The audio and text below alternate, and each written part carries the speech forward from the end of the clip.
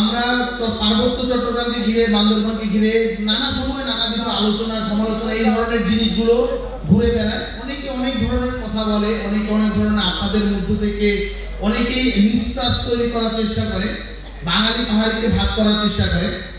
আমরা এই জায়গার বিরোধিতা করি এবং একটা কথা স্পষ্টভাবে বলতে চাই, বাংলাদেশে বসবাসরত প্রত্যেকটি জাতিগোষ্ঠী নিজ নিজ যে জাতিসত্তার পরিচয়, সেই জাতিসত্তার পরিচয় বহন করবে এবং এর সাংবিধানিক যে অধিকার, সেই সাংবিধানিক অধিকার নিশ্চিতে জাতীয় নাগরিক পার্টি কাজ করবে।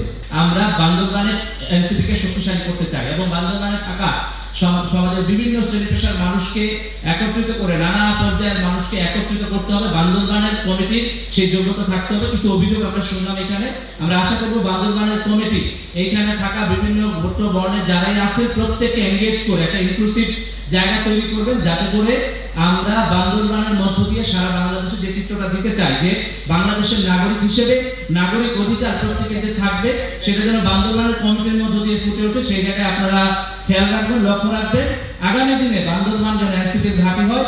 এনসিপি যেন বান্দরবানে, আমরা যে কথাটা বলি যে পাহাড় থেকে সমতল, এনসিপি সবার দল, এই কথাটা যেন বান্দরবানের মধ্য দিয়ে আমরা প্রতিষ্ঠা করতে পারি। পাহাড় থেকে সমতল,